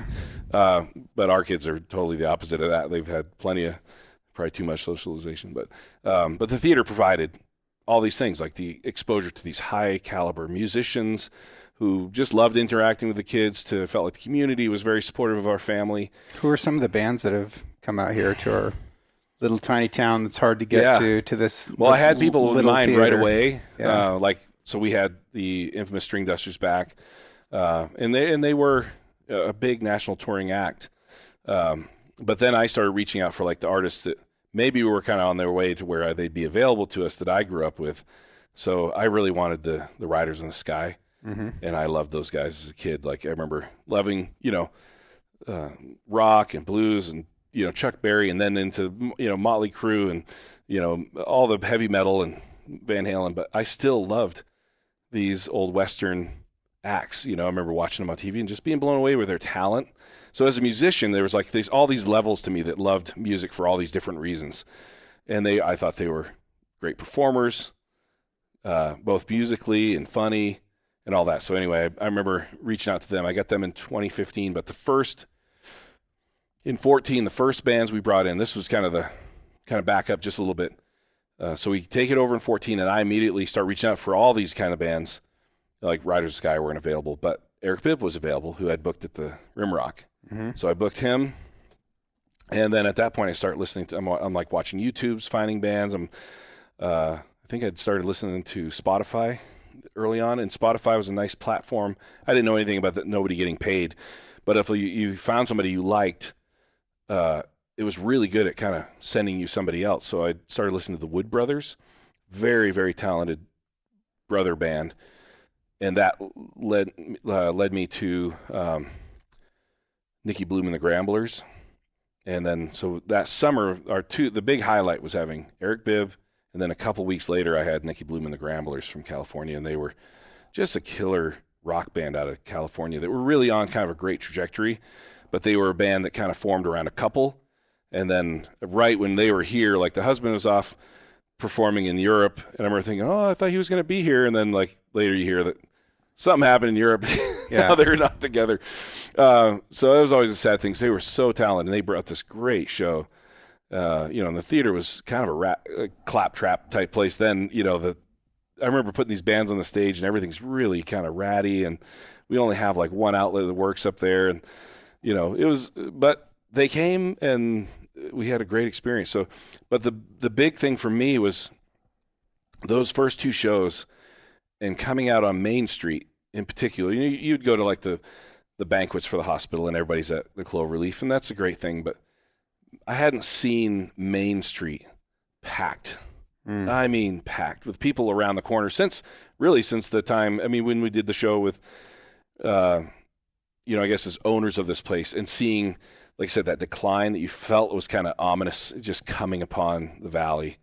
And I was like, okay, here's a little bit. To me, it was like a little bit of hope. Everybody's out to dinner at the, at the Range and at the, El Bajío and the little restaurants around town. It seemed like everybody's getting a piece, kind of that, everybody's getting something out of this. And people in town just seemed juiced about it. Like everybody was in it. And I'm not saying just for like the personal, like, congrats. Like it felt good to see your community out having a good time. And again, our town, our community is artists and ranchers and hunters and farmers. Blue collar artists, man. That's what we're made of. And it's so special. But people of different philosophical or political philosophy and whatever, but they come out and we all were enjoying this together, and it just reminded me of what a great place we lived, and I love that about the theater. And then we started kind of referring it to like as Palow County's living room. That's kind of the way I think of it. This is a place where we all come.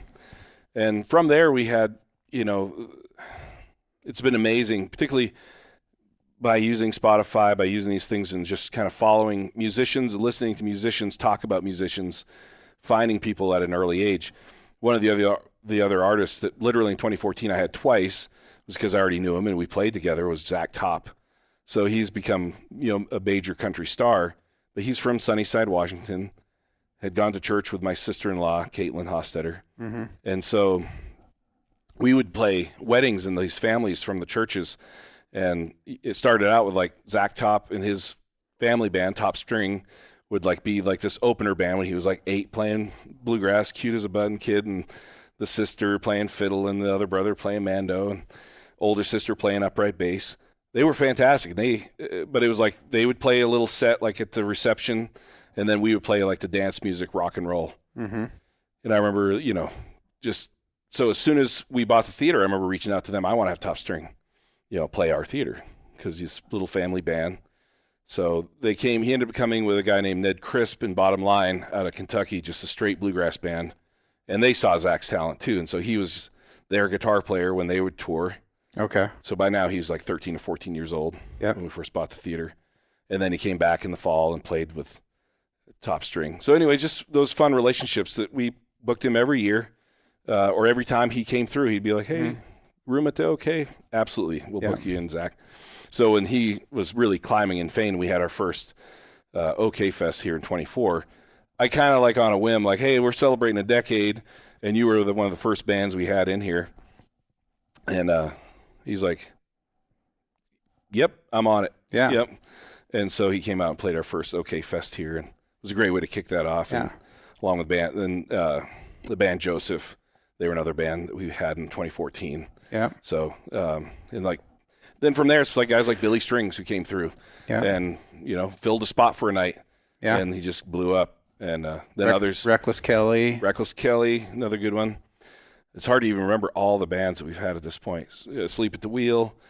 It almost feels like to me that it's become like a destination for bands to an extent, and almost a rite of passage for some of these talents that are on their way up to like make this pilgrimage out here and perform at the OK Theater.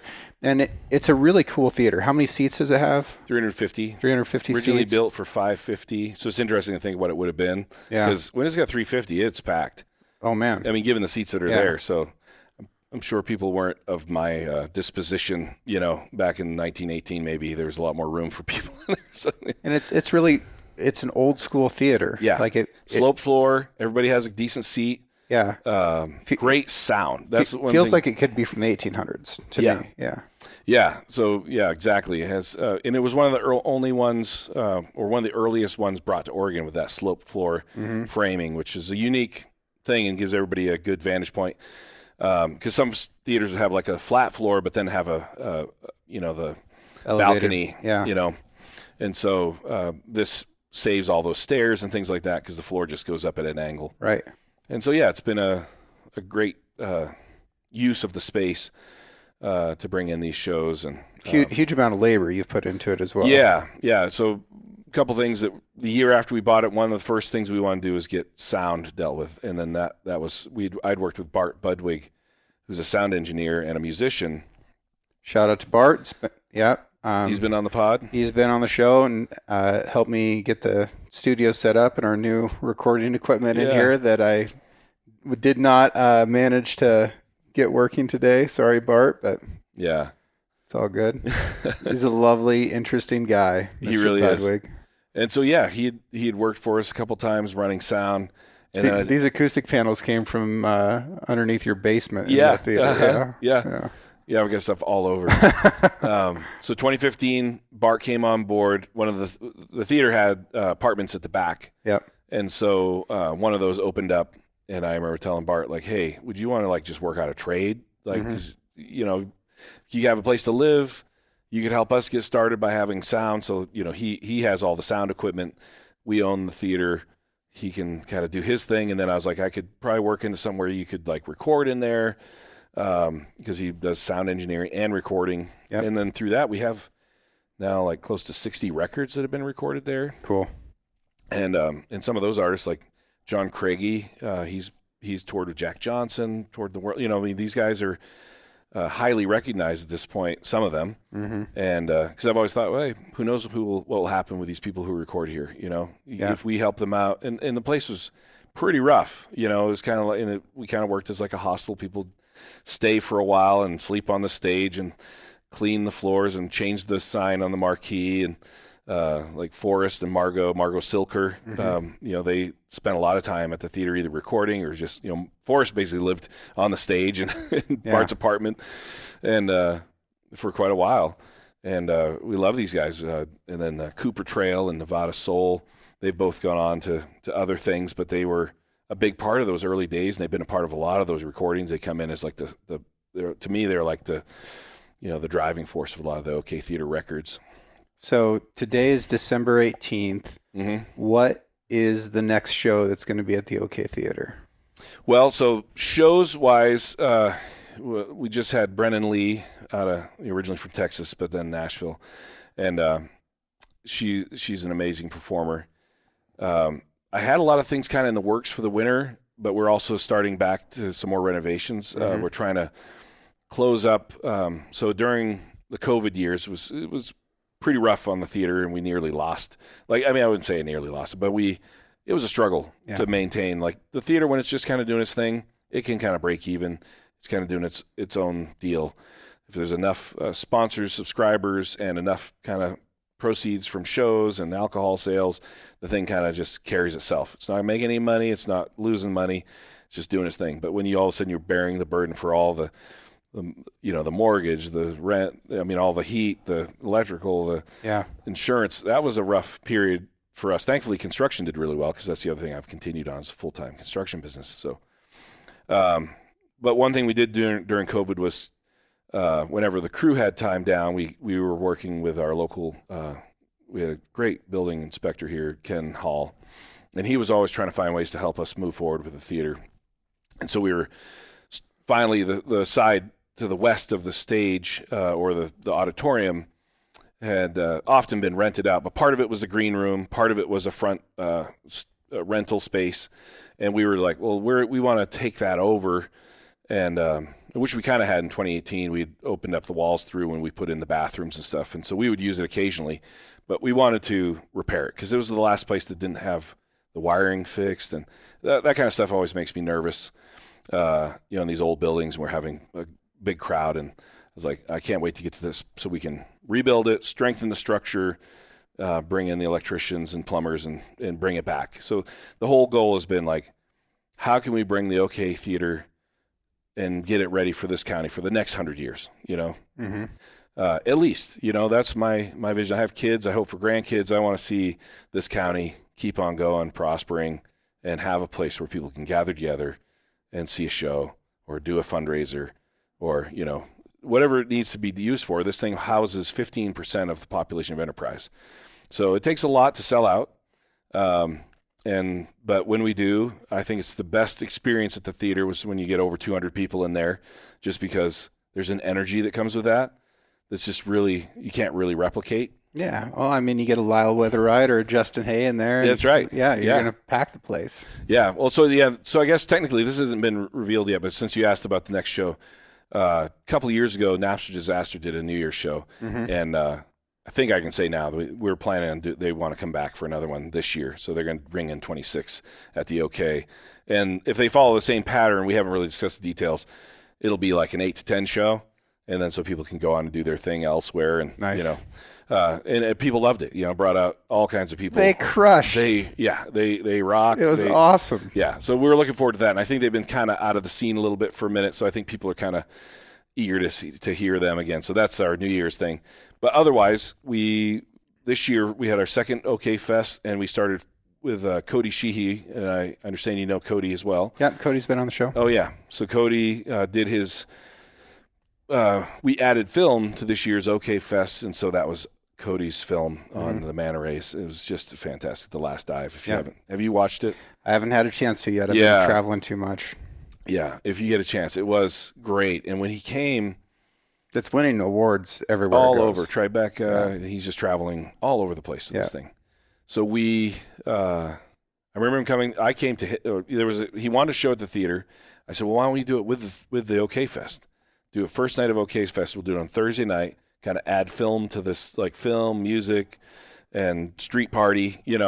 So we do one night in the theater, film, one night in the theater, music, one night outside on Main Street with a big street party. And it's been a blast, you know. Yeah. Awesome. But with that, I did say to Cody, you know, we don't have film equipment because when we bought this thing, it just wasn't going to work out. And when I started in, I thought, I'm going to do this, I'm going to do that, I'm going to bring in the film, I'm going to do. And I realized at some point, like, I'm raising 5 kids, running a full-time business. This is a side project that doesn't really make money. I need to kind of be more realistic about it. Things need to come in as they can come in. So as I can get a grant to help offset, then I can find the time to kind of work on the theater and bring in, and that's not easy as it is. That means I got to find a way to put in the donated hours to offset the cost. You know, so you have to pitch in your own money and time, right. and if the thing isn't making money, it's hard to find that extra money when you got all kinds of other things to pay for, kids going to school and marriages and things that are happening now. But anyway, so I just said, hey, what do you think about using that show as kind of a kickoff to, like, hey, we do want to put a screen back up in here at some point. And he was like on it, and he was amazing. And he just said before the movie started, I grew up in Wallowa County, saw a lot of movies at the OK Theater, probably was one of the things that led me to being a filmmaker now. And then people got to witness this great film he's produced. And that night, I had an anonymous donation on the way out the door for $10,000. Nice. And we didn't really have a number at that point, but he was starting to work on kind of numbers of what it would cost. And he calculated, like, just getting the equipment and installation, we're looking at 60 to 65 grand.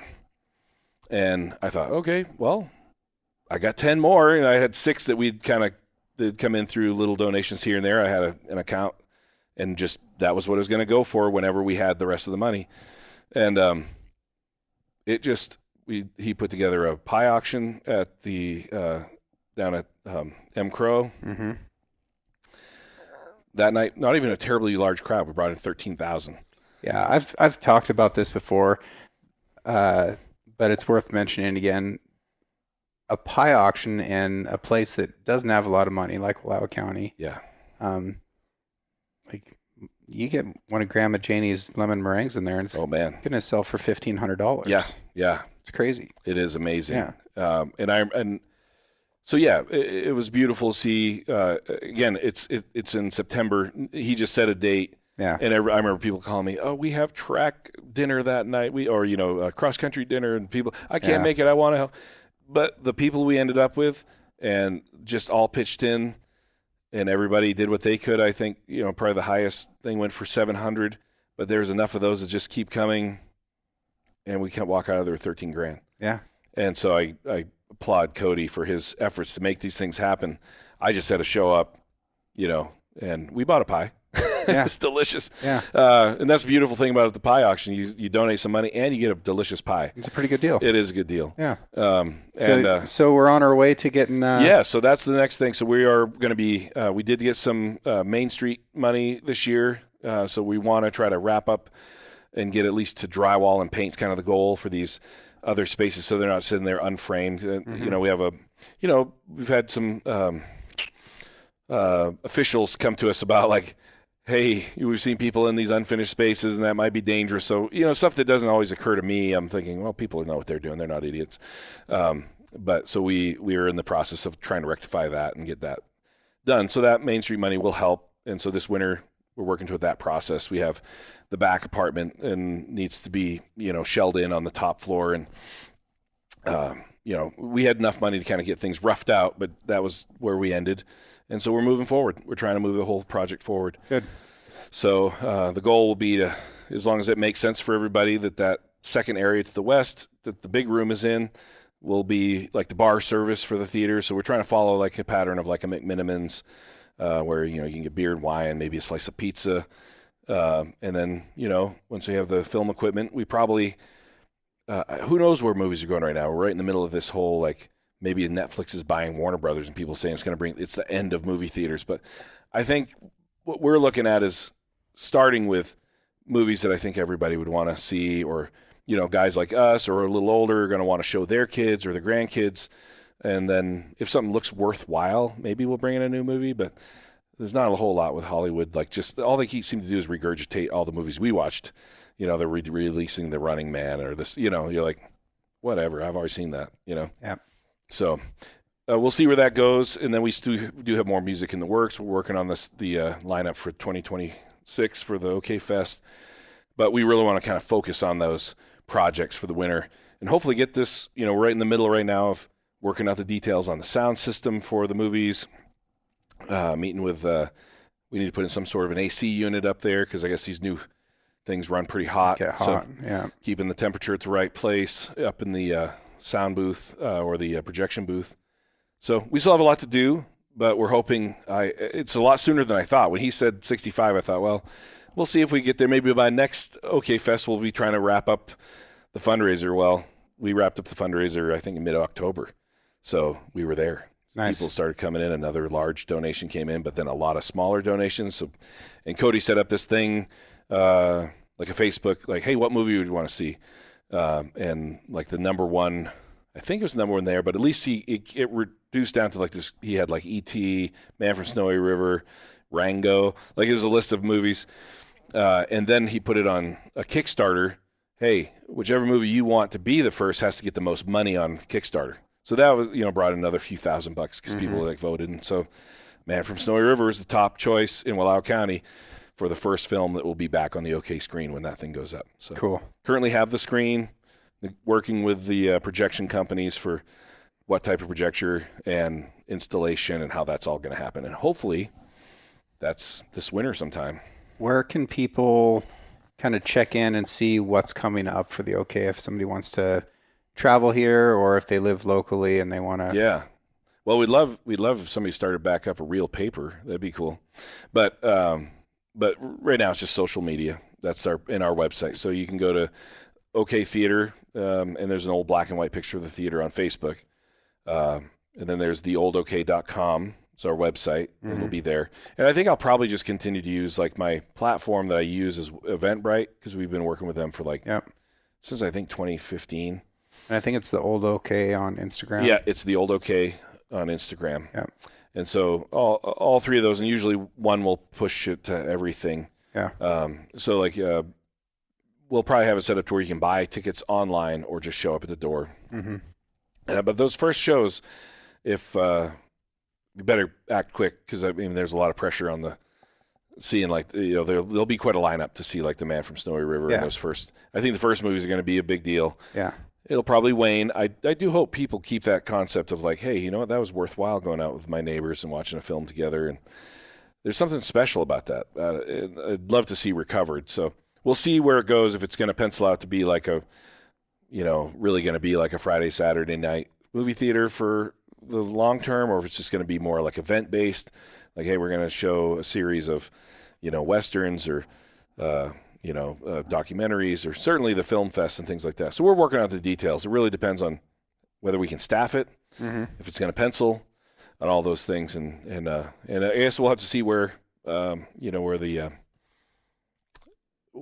having a screen and doing film, if that turns into more ad money or something, because people can put up a beautiful ad for their business or a short film, like a 30-second ad that's really, these days you could do a really nice ad prior to a movie. So nice. We'll have to see. I know nothing about that world. I mean, we just basically announced names from the theater, like from the stage before film, like, or a show, brought to you by these people in our county. And people seem to like that. My wife and I will go up and just announce the name. So some people like that aspect of it too. It's just a very homey local thing. Cool.